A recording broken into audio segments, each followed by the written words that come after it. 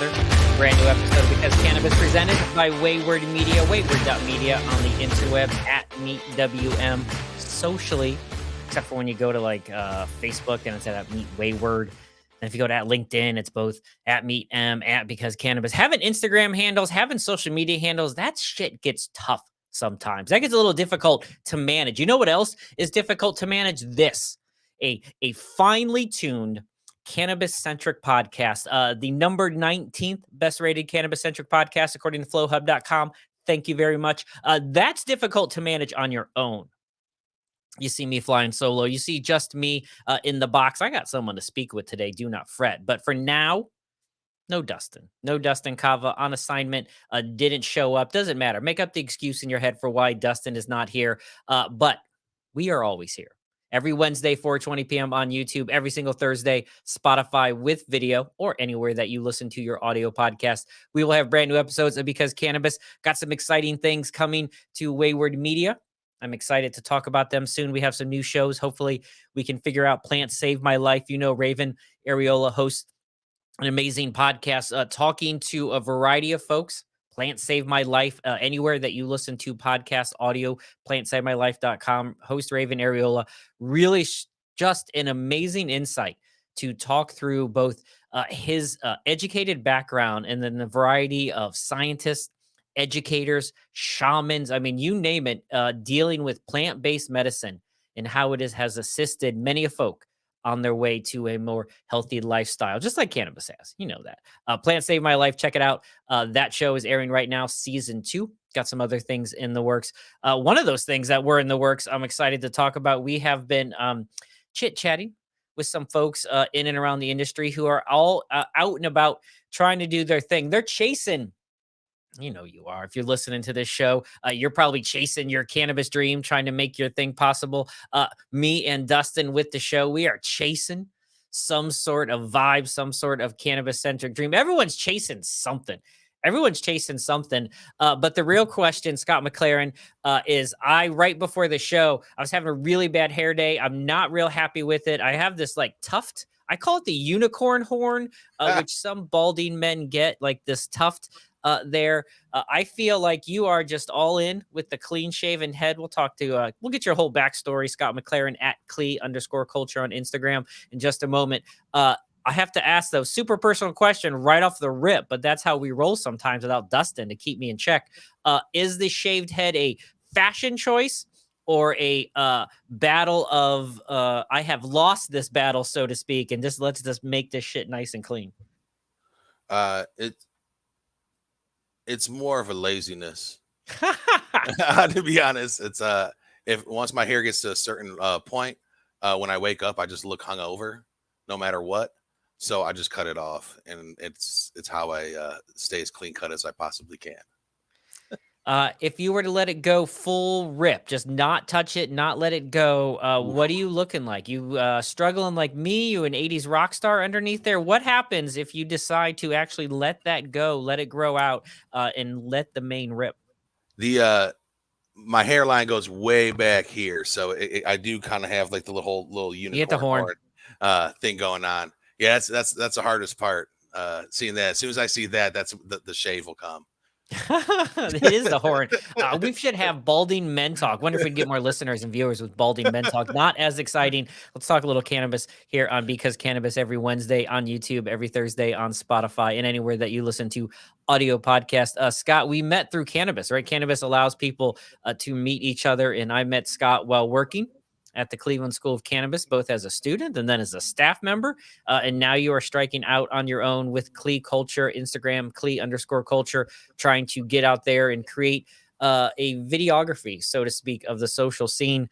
I know a little bit about your backstory, but tell us just a little bit, give us the deets. I'm not great at biography, so to speak, Scott. So give us the quick details of how we got here. And then we're going to talk a lot of cannabis news headlines. Ohio is up for restructuring, or I should say Ohio is up for potential legalization of adult use cannabis. Scott and I are both Ohio residents, both Ohio medical marijuana patients. And so we can talk through some of that. We'll talk through the feds potentially Joe Biden came out recently. POTUS potentially rescheduling cannabis to Schedule 3. What actually does that mean? I'll read the news of someone who did the research to let you know exactly what that says. I got some other stuff to talk about with Scott as well. Yeah, right.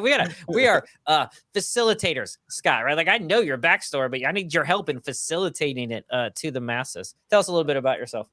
Yeah, I got here from retail abuse, pretty much. I was in retail management for upwards of 15 years, and just had enough, and saw the cannabis industry kind of coming up, and decided that's what I've always been passionate about, and that's what I'm going to do now. Now that it was available, it was amazing.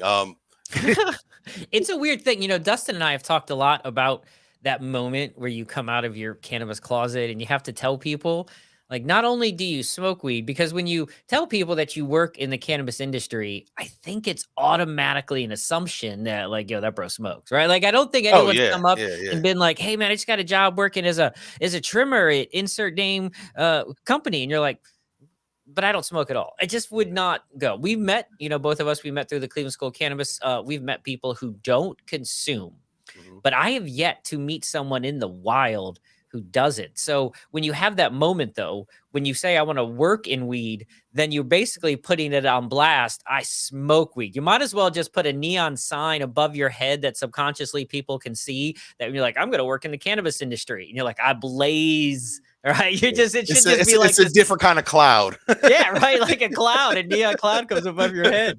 I feel like I had that cloud over there anyway, though. Yeah. Is it weird for you to like come out though? Was it weird to basically publicly admit to your friends, your family, your parents, your kids, all those other people, And so there's things you have to then finally say, like, blazer here. No, it felt pretty good, honestly. It's like the way I looked at it, it's like everybody always said, like, what do you want to be when you grow up, and like, I felt like before, if I said anything that had to do with cannabis, I might as well have told them I wanted to be a bird, like it was, yes, I agree. About 10 years ago, maybe if you're living out west in a Colorado or a California that, obviously more progressive when it comes to legalization, but in Ohio in like 2009, if you want to say I wanted to work in weed, yeah, they would just like put you out and say, no, you would never have a job. Like, people would not take you seriously. Like, now they're like, oh, okay. They would not take you seriously in the slightest.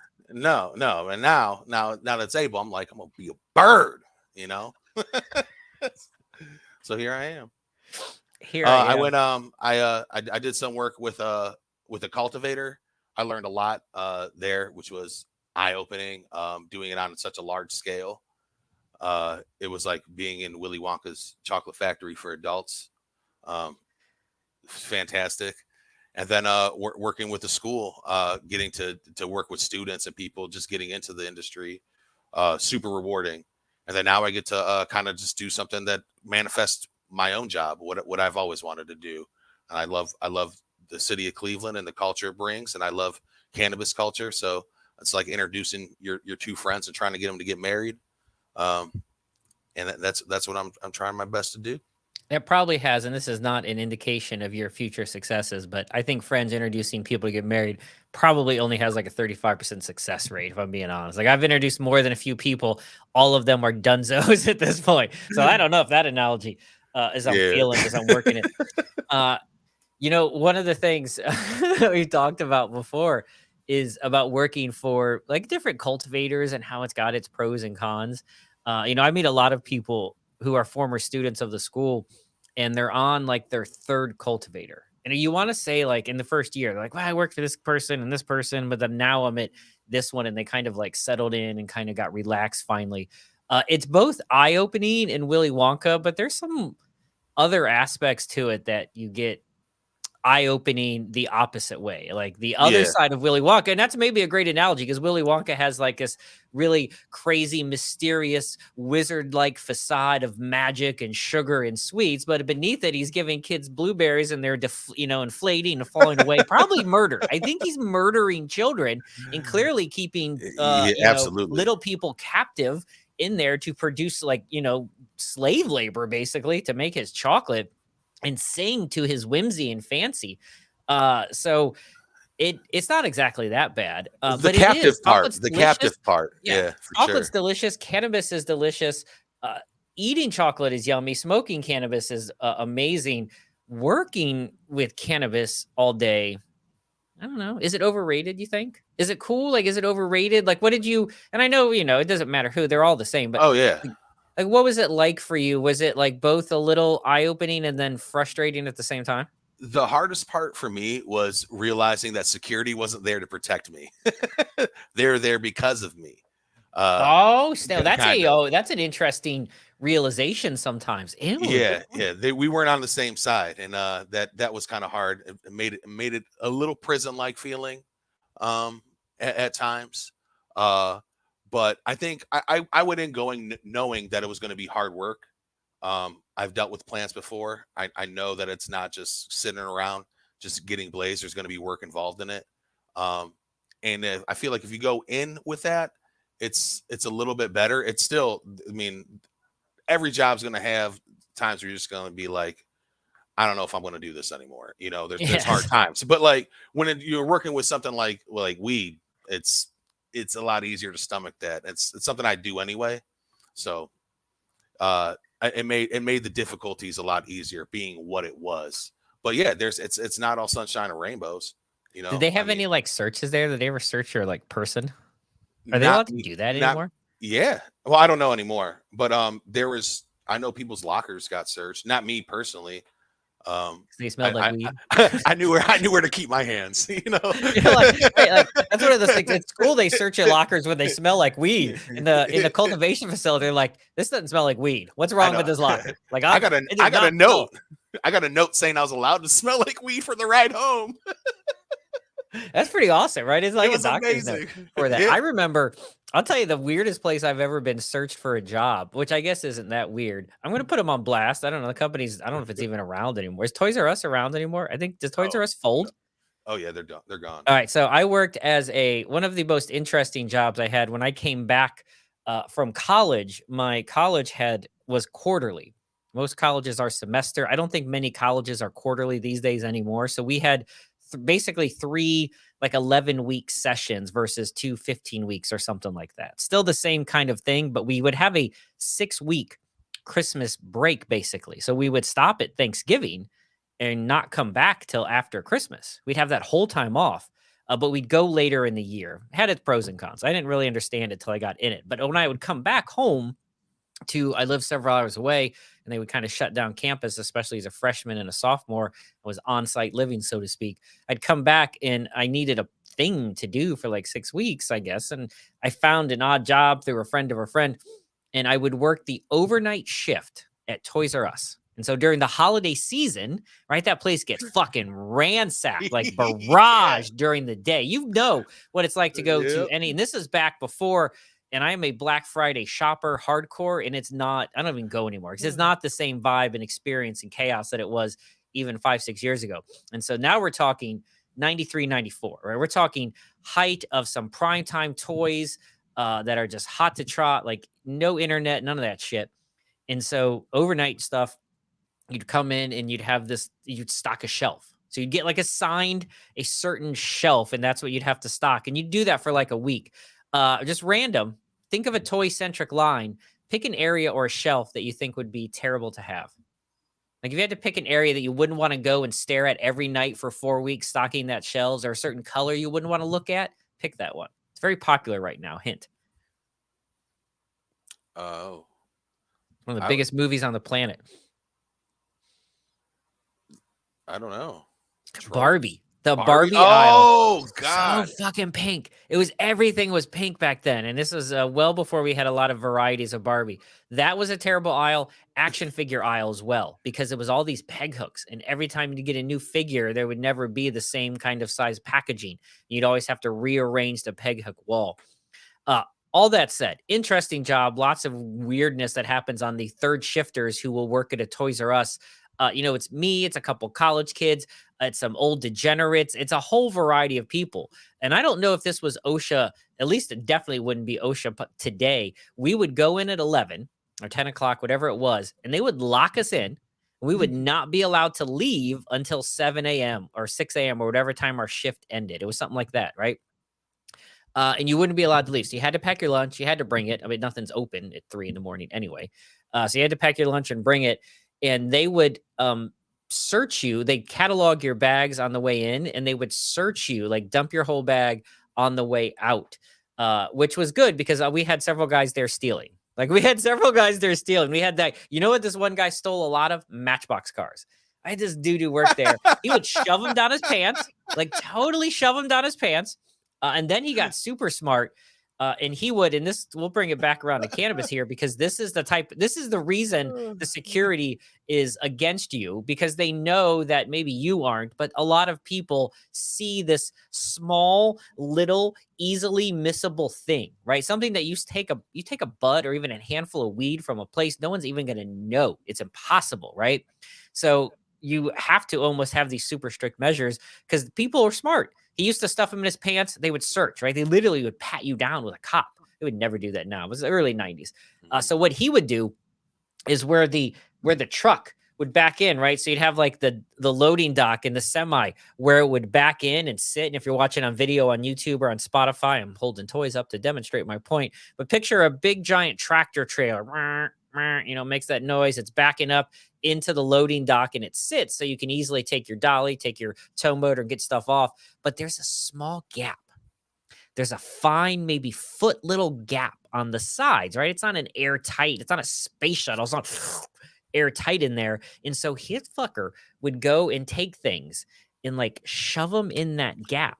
And then overnight, like when we would leave at 7 a.m, drive around, and there was like online or cameras at a facility were still something that cost you like $40,000, $50,000 and were not well used. Motion detecting, not a thing. Like nowadays, I could literally protect my property like Fort Knox with $50 Best Buy gift card, right? I can do it super easy through my phone. I can see all this shit. But not then. So he would toss stuff down beneath the little gaps in there, and go get that shit. That's why they watch you, Scott MacLaren, because there are people like that trying to figure out. Do you think there was a lot of like things stolen? Like if you had to guess, Hell did yeah. you know? Did you know? Yes. Yep. Oh, like did you know but not know? Yep. Oh, and no, Really? we know because everybody found out, and they were on it, man. They were watching you all the time on those cameras, and I don't think anybody didn't get caught. But people would still every try? time. Yep, and every time it would happen, there'd be like 2 more things that they like had to implement, like security measures. So it just got more and more ridiculous. And people, it's not even like they were stealing a large amount. There was one person got caught with stealing like 2 grams, like in her bra, and then now it's a felon, for 2 grams. Like It seems but it also feels like a really poor decision on their part. Like it's super stupid. I mean it's 2 grams. Like I said, not worth it. It's nothing. It's like. But it's a hard industry to control, and this is where that reality is. Like you're just at one facility, so now magnify that times, let's say, the 37 that are in Ohio. Now magnify that times the unbazillion number that are out. I mean, of course, you have just here in the super, super regulated state of Ohio, really massive, strict measures, and you have theft. Imagine what it's like in a state that has adult use, which tends to have a slightly less restrictions. They're not as concerned. Yeah, you're going to have people stealing, but you can't think everyone does steal. It's a weird balance because they are stealing. Right. You're always going to have someone who's stealing. But like in a lot of those states, they'll let people, like they'll give people stuff too. Like, that's true. In adult use, the gifting of cannabis would be more applicable. And I think you still have rules about consumption on site and things, but it's more like the brewery, like a Sam Adams commercial where you can kind of, you can make weed fun again. Like you can admit that you smoke weed and you don't have to be so strict about it. It is like in an Ohio facility, and is going to even a dispensary. Like I go to pick up cannabis, but they really want you to not think you're picking up cannabis. I mean, it's kind of on, it still feels like a little bit on the DL. Everything has to be set, has to be stapled, has to be like sneaky. And you walk out and there's like other businesses by, and everyone's looking at you going, that dude just bought weed. There's just always people driving by, they're sitting at the stoplight. But you also, part of me wants to be like, what up? No. And they know when I sit there in my car and don't turn it on right away, they know I'm smelling it. Right? I make a point, and part of it's the show. I open the trunk and I toss it in and I close it and I drive like 50 feet down the road, then I open it and get my stuff back out. But I do make a show of it just in case the 5-0, the fuzz is there, Scott, checking out the place. Do you think I don't even think the police care. I think the police drive by my facility and they don't care. I think they smell it. They're like, no, they don't. I don't care. I don't think it's that it is. So now, Scott, you're sitting there, you tried the job thing, and now you're gonna go content creator. You're gonna join the ranks, and Scott will be doing some stuff with us at Wayward Media. Why? I guess the centricity or narrowing down on just heading out to public events and talking about what's the haps in the great city of the land. I always felt that a lot of the cannabis culture is tied in so tight with the pop culture, the culture of Cleveland. I mean, you can't go anywhere without smelling one of us, like we're at every event. And is that a bad thing? No, there's like been these news stories like the US Open. There's someone who one of the players at the US Open was like screaming about that it smells like weed. And there's all these articles about the New York Post is writing about the whole city. Do you think the entire city of New York smells like cannabis, smells like weed right now? Do you really think it smells like it should? But I think for it's like signatures on a petition. For every one, it represents a bunch of us. So for that one person at those events smoking, there's at least 10 others that have smoked already or have consumed one way or another. So every one of them is a signature to me. So I think it's a good thing. So you've been going out and you've been attending some events. You've been to any fun ones lately? I was at a Shway Fest. What is Shway Fest? What's Shway Fest? There's always a vibe, right? There's always a pitch. There's an angle. There's a thing. What is Shway Fest all about? Or Shway Fest. It's local artists, musicians, and they have their own rolling paper company. Shway Papers, and it was a fest they had at the Beachland Ballroom, and I gotta say, I left with multiple packs of those papers. I was very impressed. I was down there. One of the artists, Eastside 4, was on stage with one of the papers burning, and it did not run one time as he was rapping. It was impressive. It's not like you're walking around like calm, like in a calm session. He's huffing and puffing, performing. And it didn't run one time. The overrated aspect, by the way, that heavy cannabis smoker is it's hard shit to like smoke a lot and be athletic at the same time. Right. So for that. So I immediately found where they were being sold and bought quite a few packs. So is it a local? I don't know if I'm familiar with that. Yeah, they got some. Oh, here's a. Let's see if I can find their info. I'll bring it up on screen here. You got some right there handy? Yeah, it's shwaypapers.com. They got cones, all kinds of stuff. Nice. I'm gonna share their Instagram here. We'll bring their Instagram. I don't want to ruin my tips. Up on screen. It's probably get us blocked here. Something like that. So Shway Papers here. We're at Shway, SHWAY Papers.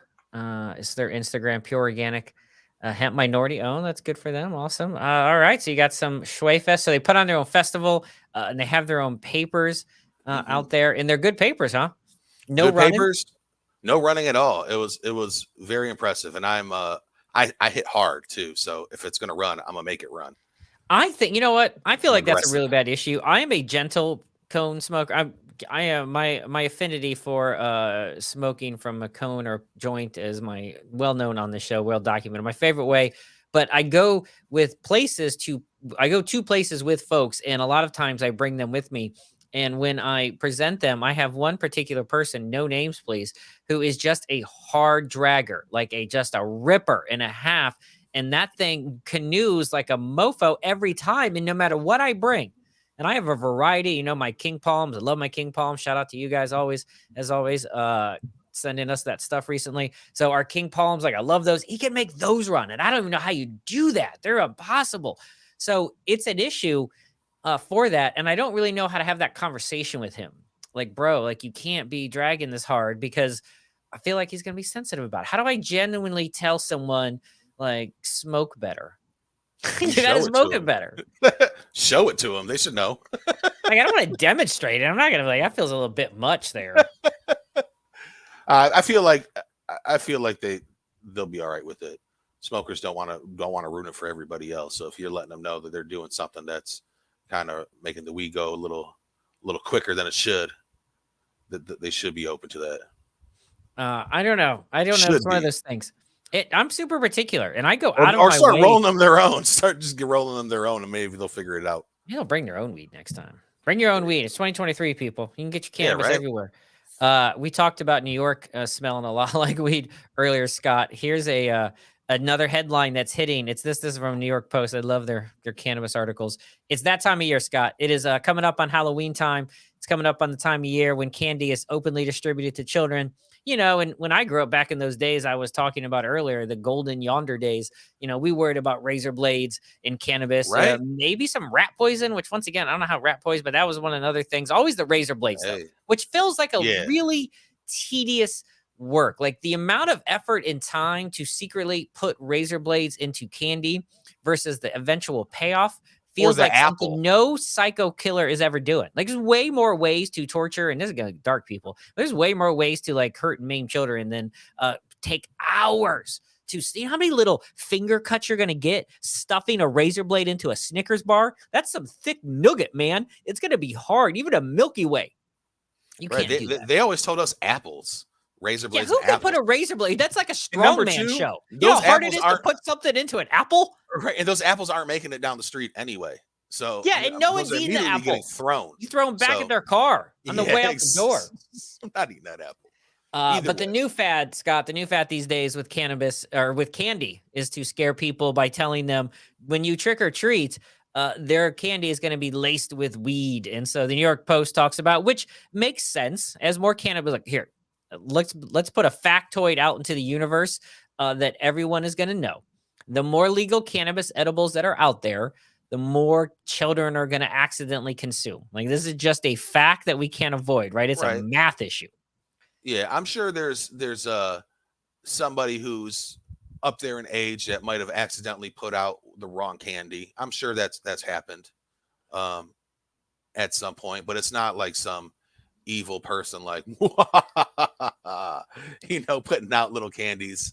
No one is going, this is the tried and true joke, but no one is going to spend all that money on cannabis candies and then hand them back out to kids as a prank. It's too expensive of a prank, even in adult use states. Like the amount of candy you can buy, and it's getting up to like $7-8 for one of those giant bags. The amount of candy you can buy astronomically bigger than what you're getting for $7-8 of legal cannabis, which is like 2 pieces of candy. Like the ratio of money spent, you got to be a baller of epic proportions with a fat stack like in the bank to be able to give the neighborhood a bunch of cannabis candy. Yeah. I mean, and didn't they make candies for kids a long time ago anyway? And those candies were way stronger than what they got now anyway. Yeah. What do you think about this right here, though? I do feel like I sometimes have an issue with, and this is maybe the old man in me, and so I'm pointing on screen. If you're watching on YouTube or on Spotify, there's a picture from this NY Post that's on screen right now, looking at a candy that is very much like a Sour Patch, but is named Stoner Patch. It has the same logo, font. It has the same coloration on the packaging. The eyes are a little stony. They got look at me, I'm stoned watermelon. There's weed leaves on it too. It's like Veggie Tales. Imagine if we got like Veggie Tales all stoned out of their minds. Larry all stoned out of his head. Larry and Bob like, I'm a tomato. I'm super high. I don't know. I feel like this is overrated. Like there's going to be more people that have it. We still haven't had anyone that consumed cannabis, obviously, that OD'd or had a serious medical issue. It is possible to happen. I think we need to be aware of that fact. You shouldn't give your children cannabis candies unless it's recommended by a physician and they're suffering from a disease like an epilepsy or something. Be careful with your cannabis, but it's the same thing to me as a Tide Pod. The same issue, right? Is it a parental response? Like it's an adult issue at home more than the plant issue, I guess, is where I don't know. Is that an old man? Does that make me old man? Because I think it's on the people, not on the plant. Plant is not, it's just there. The Tide Pod's just there, people. You got to make sure Right. your kids don't eat that shit. And they do smell good. Tide Pods smell like they could be delicious, but you know not Hold to on a eat them. second. Hold on a second. Hey, Hold on a second. Well, they first of smell all, good. first of all, I'm gonna picture Scott MacLaren grabbing the Tide Pod and being like, "What's this?" Like, there are certain things I've sniffed in my time, but I do not believe that a dishwasher pod has been one of them, or a laundry pod. Either one, soap-filled pods. I'm not sniffing. Yeah. What do they smell like? I would imagine they smell like soap. They don't smell like soap. They smell fresh. So fresh and so They clean. smell All right. fresh. So Yeah. they do smell good. So we got to give them that. But you got to lock that. You got to teach the kids. All right. Maybe that comes from the conversation, right? Maybe that comes Right. from just being open and being like, My kids won't eat any candy that doesn't come out of a package that they open. I know that. they just leave them unopened, like make it like grandma and like they put the candy in the jar. No one's touching that shit. It was at grandma's house. It was at grandma's house. There was bagged candy, and they were just like, no, I'm not eating that. They know because they were taught. You know, that's it's a parental responsibility in my opinion. Yeah, it is going to be interesting to see what happens with that. I mean, as more people have it, you're gonna have more stories of it because there's gonna it's just a fact, right? It's just one of those things. It's way more enticing to kids than alcohol, right? And that's part of the issue, I guess, in some way. And I understand this part. Even smoking a joint or smoking a bowl or taking a rip off a dab rig, like it's 6-year-old's not going to do that. It's a lot of work, first of all, a lot of work for a dab rig. So they're not doing that. And the smoke is not. It's like a kid smoking a cigarette. Like it's always, you struggle until you love it. Kind of thing. I know that's weird. I always think about that. Like smoking cigarettes is terrible, but yet I still smoke for like 15 years because somehow I loved it. But the first one's always terrible. And in fact, the first sip of booze is always rough. It's always like, ugh. But having the candy is it's a bit of a concern. I just wish they wouldn't go all in on the other brands vibe, but I get why they do it because it's like easy marketing. You got to teach your kids not to eat your weed, people. Yeah. You know what else? Did you see this in the news today? In the news recently, and I know we are not scientists by any stretch of the means. So we are not smart enough to comment on this article. Don't take it personal, Scott. But are you freaked out right now that you may have way more cadmium and other heavy metals in your blood because of smoking? What's the super soils that are being used in your weed today? Oh, what's cadmium? It's a metal. It's like a heavy metal. You know how I learned that? It's like one of the many minerals and essential vitamins and minerals that your body needs. Like all these other things like niacin and all that. But in an excessive amount, right? Any bit of heavy metal could lead to metal toxicity and metal poisoning. Heavy metals are naturally found like in your soil. My grass doesn't grow right because it probably needs more different metals and minerals inside of there. So cadmium, different minerals and metals in there. But because we are smoking more and eating more product that is grown hydroponically, right? More and more. And cannabis, maybe more so than other plants. I think that's part of the issue. And some of it could be, they say a lot of it could be because of vaping devices, unchecked vaping devices. But as a whole, this is from a new article in news-medical.net. We'll have the link in the comments below. That people are just as a whole, a lot more younger folks are going to have higher bits of metals in their body, small trace amounts, clearly. But over time, right, could it lead to, do we have an eventual, when we're 70, we all have like high metal poisoning, like some sci-fi movie where the air quality is bad and we didn't wear our masks? I remember when I was a kid and we were smoking out of aluminum cans. So I think we're all right. I do feel sometimes, I'm not worried about it. Sometimes when I go to, speaking of festivals, we do the trade show things and whatnot.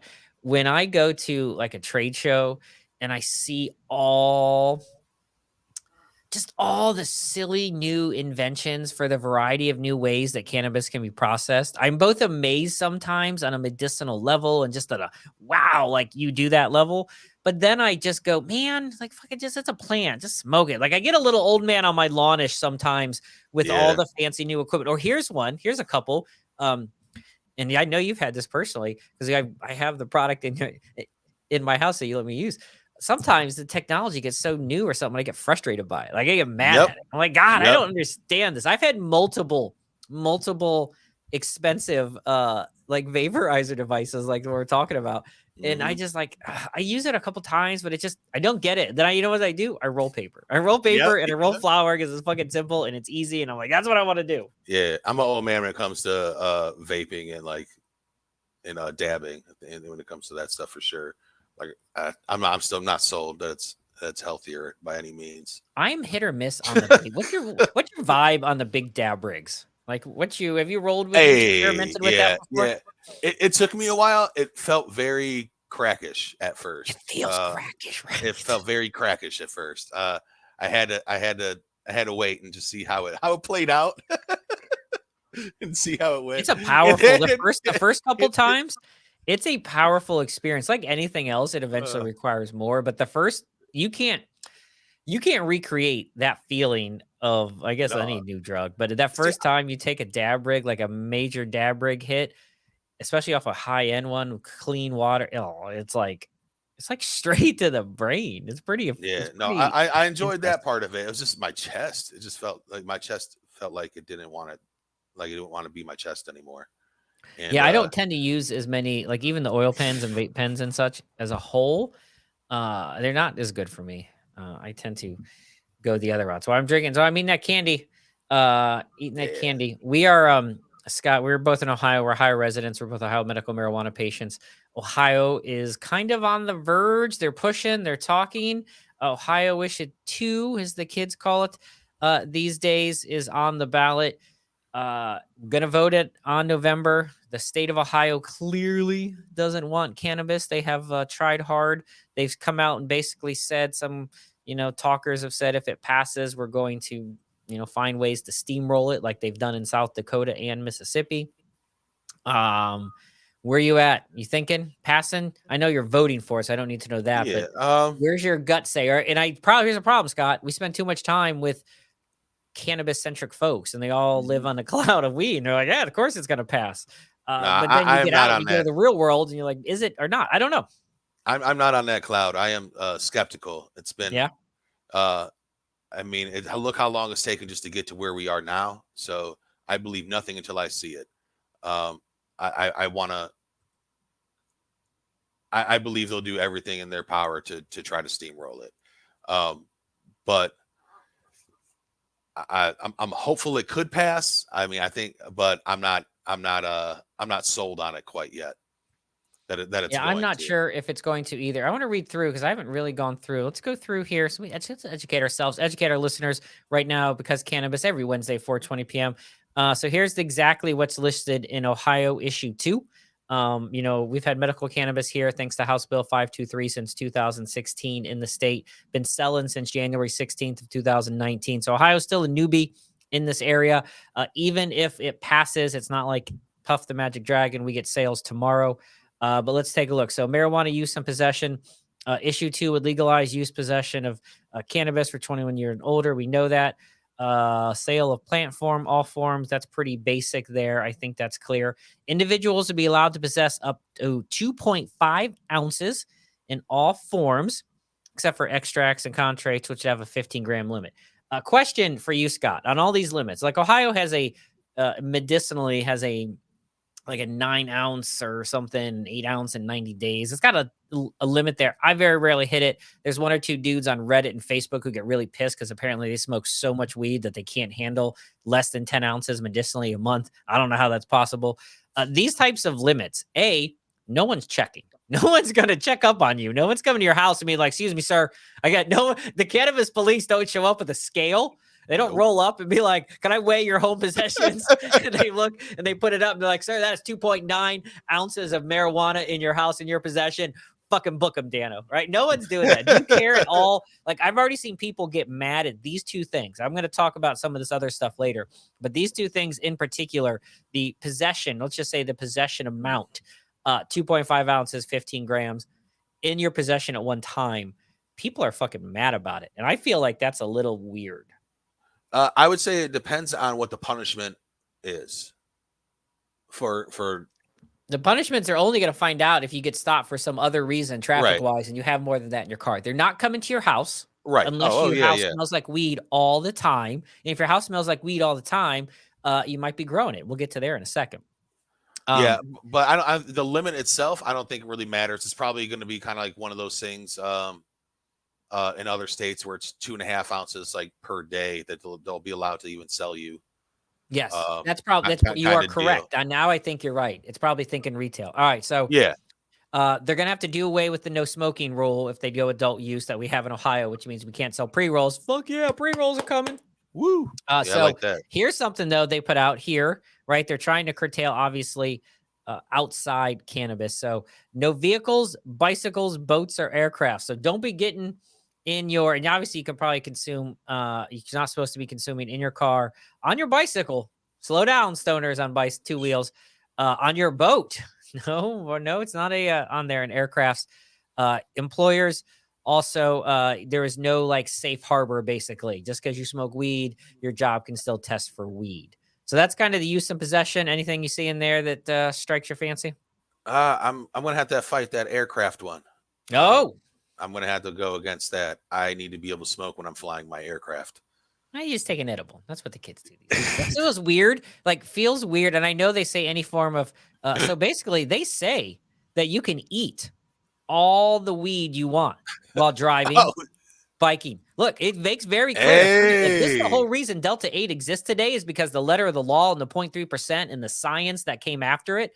All right. So now the letter of the law says smoking, vaping, or combustible usage. Boom.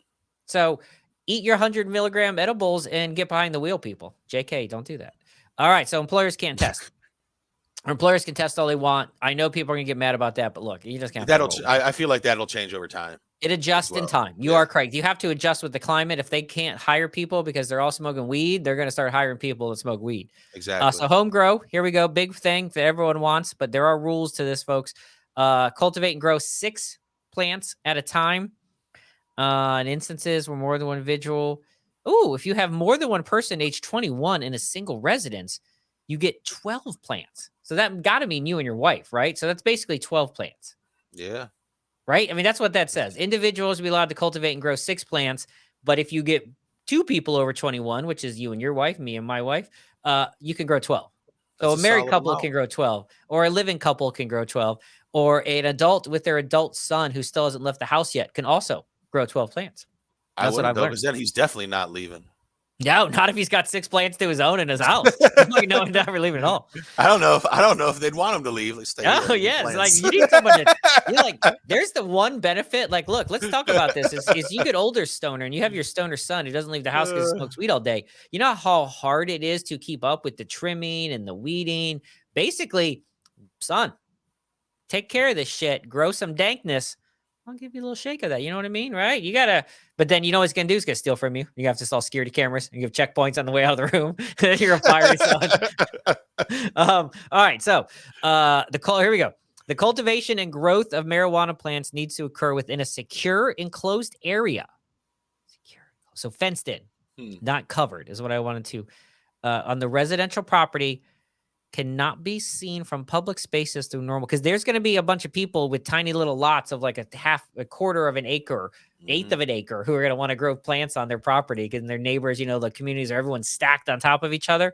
I don't think you're going to be able to do that. Challenge accepted. Transferring up to 6 plants to another individual will be allowed. So you can transfer 6 plants. You can grow 6 and transfer 6 to another plant, but you can't publicly promote that you got weed for sale. Okay. Does that count the farmer's market? Can I put up a weed farmer's market like Corn on the Cob does in the fall and just like have stuff for transferring? If you transfer money to my PayPal via donation, there's going to be people like that. Landlords, if you rent, by the way, just renters know. You got all the renters. You can't be growing shit in your apartment. Like, just back off. All right. So they gotta tell you though, huh? They do got to tell you. You got to tell them. If you're growing weed and they bust you after the fact, that's on you, by the way. Don't be saying I didn't know the rules. You learned the rules here on the show. That's pretty normal. I'm pretty good with that. 12 plants. I think that's solid. Pretty good. All right, let's talk some regulation measures here. We're just going through. We're on ballotpedia.org, reading through on screen. If you're listening on audio right now, you can check out that article as we go through some of the things of Ohio issue 2 coming up on, I think it's November 7th is when our ballot day is. All right, so they're going to create a new division of cannabis control headed up by the Department of Commerce. We know Ohio just lost the Board of Pharmacy, and now it's all commerce related, as it should be. So they're going to regulate, they're going to test, they're going to do all those things. So they're going to create a new cannabis division. This is similar to what we have now. Nothing new here. Essentially, everything's got to be defined. There's no rules, there's no regulations. All the details is not anything's even close. That'll be what they have here. No more than, they're still banking the 35% THC limit and no less than 90% extracts. All right. So nothing too major there. They're going to establish a new committee that's going to oversee it. Where the rules come in, that's the part that gets crappy. They're going to have a social equity committee. A lot of people do jobs program. Let's see what this says. All right. So we know we're going to create hopefully create a cannabis social equity jobs program.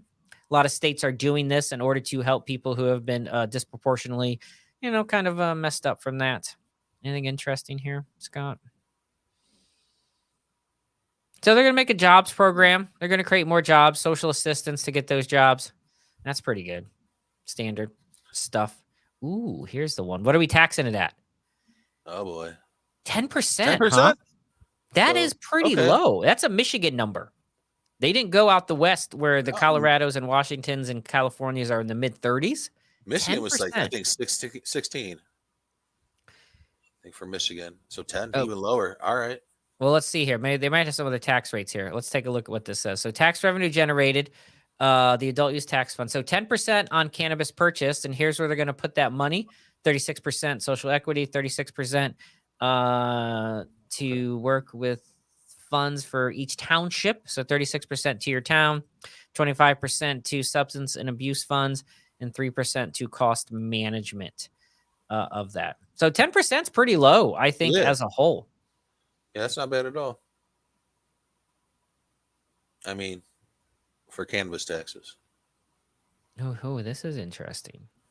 All right, so here's the one issue, is cannabis could be legal in your state, and cannabis could be legal in your country, but your city may not allow it, and that becomes a bit of a rub here. So let's take a look at what Ohio is saying, because like right now in the medical program, municipalities and cities have the right to vote and not allow legal cannabis facilities like dispensaries, processing plants, and cultivation facilities.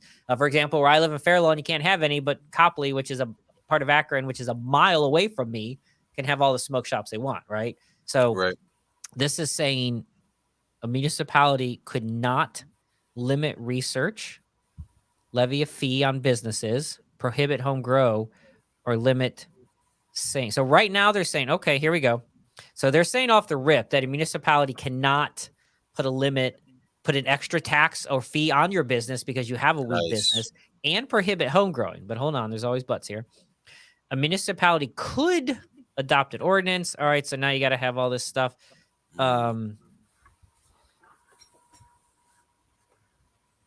So basically, they can't initially disallow it off the rip, but they can create ordinance, and if they get the majority of votes, they can to prohibit or limit the number of cannabis operators in the territory. So it looks like what they cannot stop you from doing as of now, which will surely happen though, is they can't stop you from researching it. Testing labs, by the way, is what they're saying. They can't put extra fees or taxes on your cannabis. They can't stop you from growing it in your home unless you qualify for those other things. But they can prohibit, like they do now, the amount of businesses that can exist. So your legal cannabis store, smoke shop, same thing that exists today, which is fine. You can also vote not to have bars, so don't get your weed panties in a bunch. It's a normal. You can vote not to have strip clubs. You can vote not to have casinos. You can vote not to have a lot of things, right? So it's all right. You can vote not to have fast food chain restaurants if you don't want to. So that's not terrible. I think this is a big line here, Scott. People not allowing them off this go, and it will be challenged, but saying basically if we have home grow for the state, no municipality or city can opt out of home grow. And this is a sneaky one because I know this happens in some places. They can't add basically an additional excise tax to your business because you operate in a unsavory, air quote, kind of business. Right. No, Well, that's interesting. I don't know. I mean, I don't know. There's a lot there. I don't know how many people are going to go through and read it all.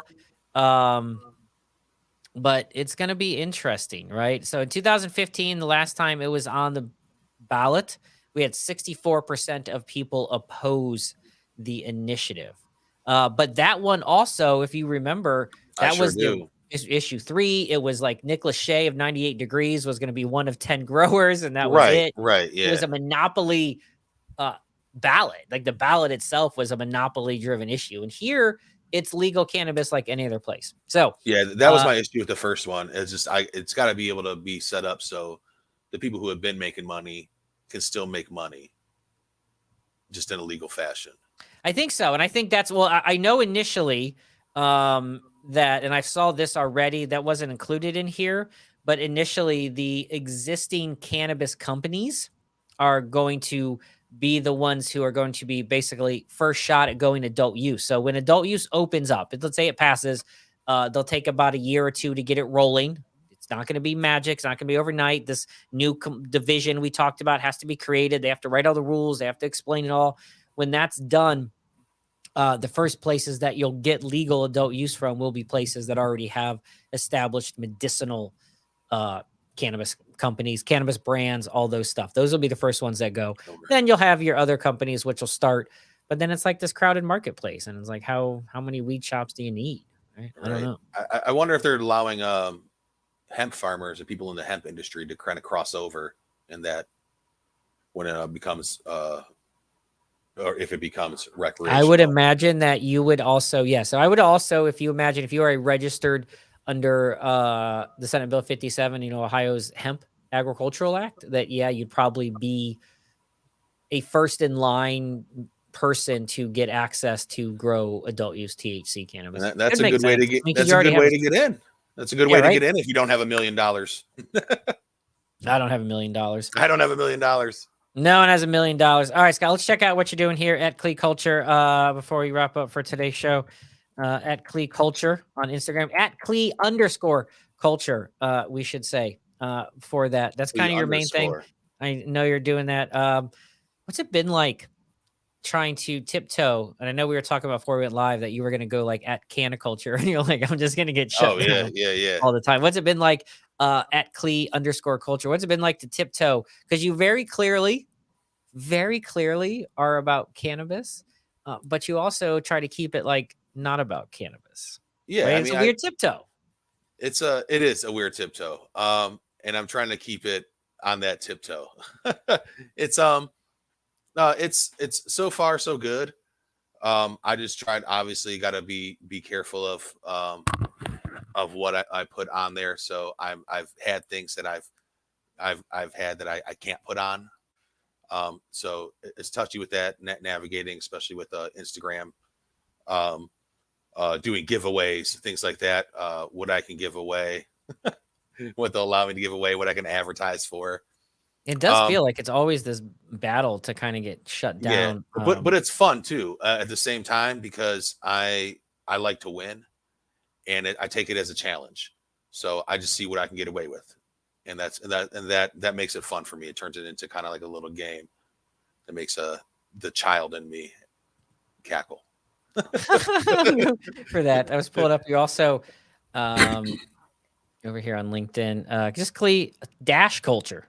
Get your underscores and your dashes. It's going to get confusing when you go big, Scott. Clee-culture on LinkedIn. Now, LinkedIn doesn't really care what you do, but I don't feel like it doesn't care at all. But if you don't get the social vibe, you get a bunch of other people talking about their cannabis company. Everybody's just promoting. Yeah. LinkedIn is everyone's funny. Yes. You get no genuine organic crowd that you get on like Instagram. Like LinkedIn is great for a purpose, but if you're really just promoting to other people who are promoting their shit and they're all like, yeah, thanks for promoting your shit. Thanks for I love LinkedIn. We go there, but it's all just self-promotion, which is great. And like Instagram self-promotion, but you can run across organic fans and followers. Right. I think people on Instagram are going to show up. People on LinkedIn are going to like, but they're not. I don't actually anticipate running into any of them at any of these events. No, like that. They're not promoting outside of the cannabis community. That is. Is it when you go to those events that are non-cannabis centric, and you have like some of the cannabis things there? Or are you going out? Does it feel weird, like to kind of go for that? But is it like, do you feel like people at these non-cannabis things welcome like the cannabis vibe sometimes? Yeah, because we're there. Like I said, I'm not the first one lighting up, like in any of these places that I go to, or any the outdoor events or anything like that. So it already kind of exists there. But once somebody puts it out in the open, then you get everybody else that kind of feels more comfortable and come talk to you about it. Get lots of conversations, places that about cannabis from people that you normally wouldn't even think that would have those conversations. Once I put myself out there, that's part of what I'm doing here. It's well received. I haven't really had any negative yet. Well, let's hope it continues that way. Thanks for hanging with us, Scott. Scott MacLaren at Clee_culture on Instagram, Clee-culture on LinkedIn, and some other places, I'm sure, to find it. I know we'll be working with some Scott. You'll see him on some more coming up on some more things with what Wayward Media, Wayward.media is doing for the Because Cannabis podcast, some other shows that we have coming up. I'm sure we'll see your face around there. But thank you for hopping in and filling in with me. Without Dustin here, we needed a show. I was like, shit, I need someone to talk to. I was like, Scott, you want to do a show? And you're like, yeah. I think it was a question mark at the end of that. Yeah. Yeah, this is the first time I've ever done anything like this, but I had a great time, and I'm glad you asked me to do it.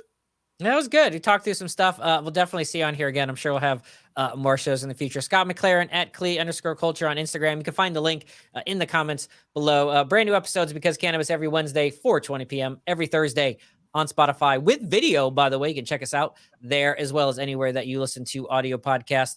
Meet WM socially, Wayward.media, all that good stuff. We're going to close it out with Scott here. That's it, man. That's the end of the show. Any final words here, Scott? No, I think that pretty much covers it. No, we got nothing. All right, everyone. We'll see you again next week.